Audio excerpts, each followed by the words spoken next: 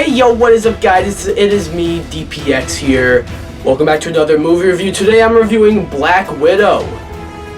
We've been waiting not only for a new MCU movie for 2 years now. I think it's been almost like exactly a year since our last MCU movie. But we've been waiting for a Black Widow movie for a while. Like, I feel like this movie is a few years too late. But not only that, but this movie's also been delayed over and over and over again. Through no fault of its own. It's not like a troubled production or anything. It just, the pandemic got in the way. So, what do I think of Black Widow? Well, let's get into it. But before we do that, you know what to do. Be sure to subscribe, hit the bell, and leave a comment, or I'll throw you in an explosion. Yeah. So, Black Widow is a standalone movie about Black Widow, Natasha Romanoff, and it takes place in between Civil War and Infinity War. So, all the Avengers are all, split up, Black Widow herself is kind of on the run, and so it's a more personal story for her. It's not like there's this big threat that's trying to take over the world, so it's just really about her in that sense. And I kind of like that. It's not too ambitious, like we did get like a year-long break from the MCU, kind of like unintentionally, but we did get like a year-long break. But even then, like, you have Infinity War, Endgame, that are really ambitious films. You have, look at the shows, you have WandaVision, which there are a lot of stakes in that. Falcon and the Winter Soldier was a little more, safe in terms of, stakes. But then Loki, that's gotten there are some major implications for the MCU in that entire show. Review coming soon, since it's ending soon. But I like how this one tells the story about Black Widow, sort of. And while I like that, it's sort of an issue here, because it kind of feels like you've probably heard this a lot throughout in many reviews. But I kind of agree. It feels like they made this movie because, well, fine, you guys want a Black Widow movie? Here's a fucking Black Widow movie here. And they did kind of take a lot of stuff from many other MCU movies and kind of mesh them into this one. And you definitely noticed that. One thing I really liked, though, was the family stuff. I really like the family stuff because, especially Florence Pugh and David Harbour in particular were, they both were scene stealers. I wasn't expecting Florence Pugh to be as funny as she was, but she was really funny in this movie. And David Harbour's character, he's a scene stealer, definitely. He's just the funny brute, and I like that. And the family stuff they have, the backstory, I like the way they showed Natasha's backstory, and it was all good stuff there. I just feel like,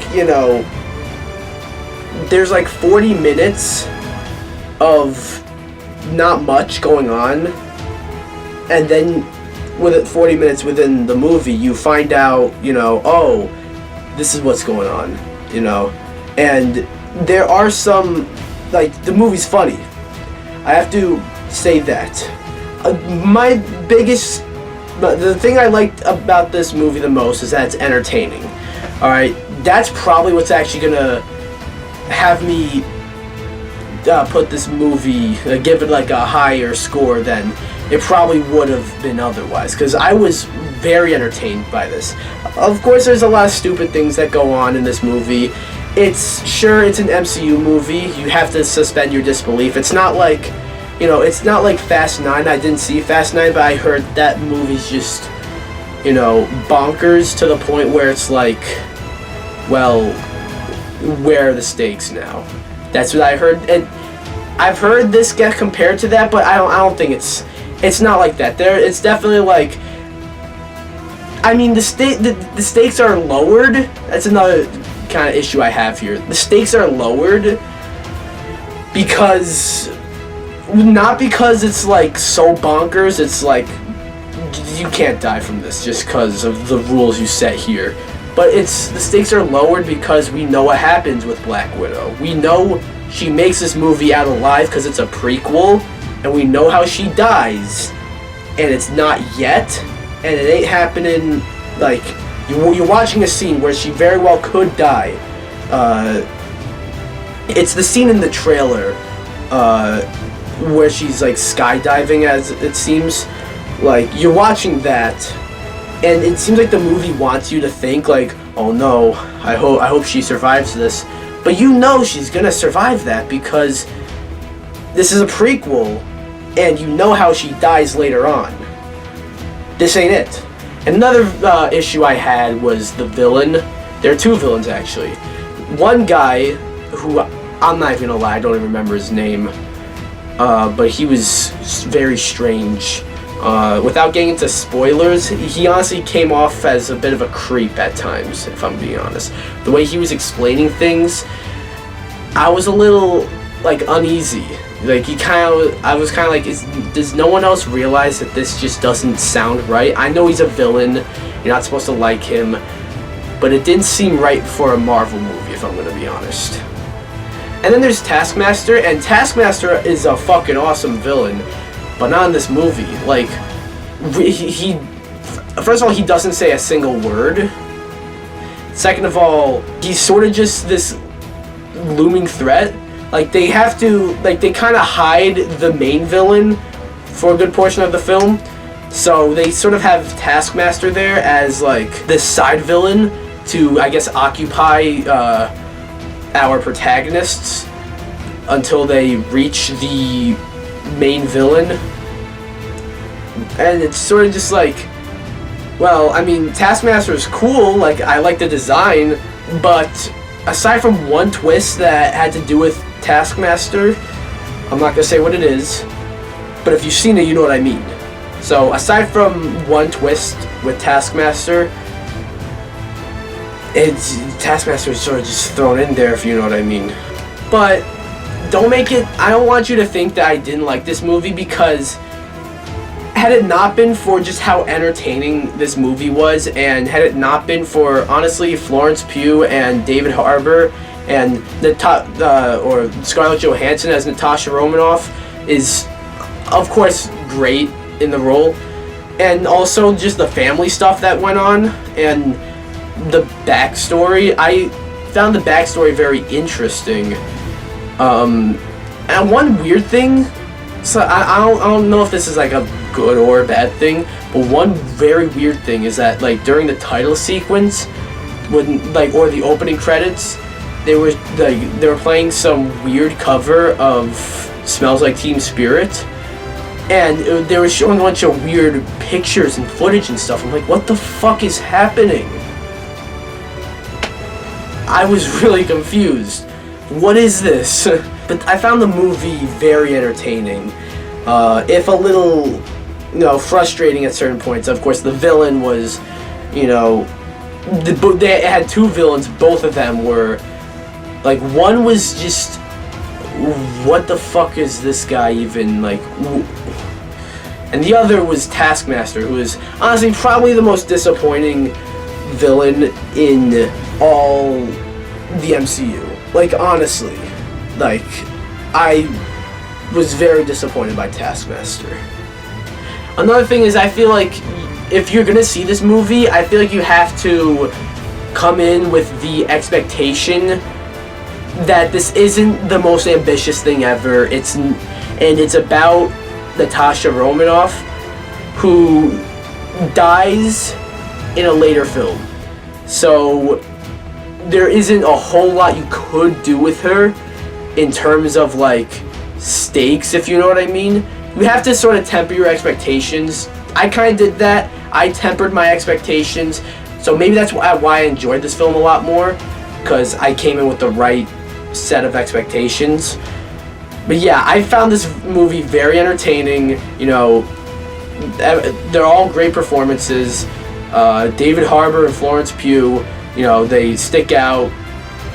definitely. Florence Pugh is supposed to be appearing in Hawkeye, which I definitely want to see more of her character in, and I want to see more of David Harbour's character. I don't know what he'll be appearing in, but I hope he appears in something, because he was very entertaining. I just want to mention, without saying what it is, that post-credit scene, that was good. I really liked the post-credit scene, and I'm not giving any hints as to what it is, but yeah, I didn't really know how to follow that up.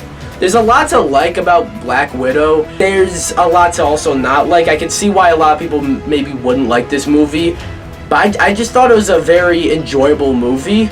Again, going with lowered expectations, and you'll be entertained, and you'll enjoy the movie for what it is, you know. It did kind of feel like this movie was, you know, made just because, alright, fine, we'll make a Black Widow movie. And also, it was sort of just like, it was kind of bad timing. Like, this was supposed to come out, like, a year after Endgame did, but, like, there was also gonna be, you know, Spider-Man Far From Home in between. So it would have felt like, oh, this is nice, you know, you have this huge epic film with Avengers Endgame, and then you have a little bit of a less ambitious film, more personal story about a singular character that isn't even in the present day, you know. But then after 2 years, it's sort of like, this didn't feel like the right movie to start Phase 4 with, and that's really no one's fault. It's just bad timing. Anyways, I'm gonna give Black Widow an 8 out of 10. Again, going with tempered expectations, and you'll probably enjoy this movie a lot more. That's what you did. Alright?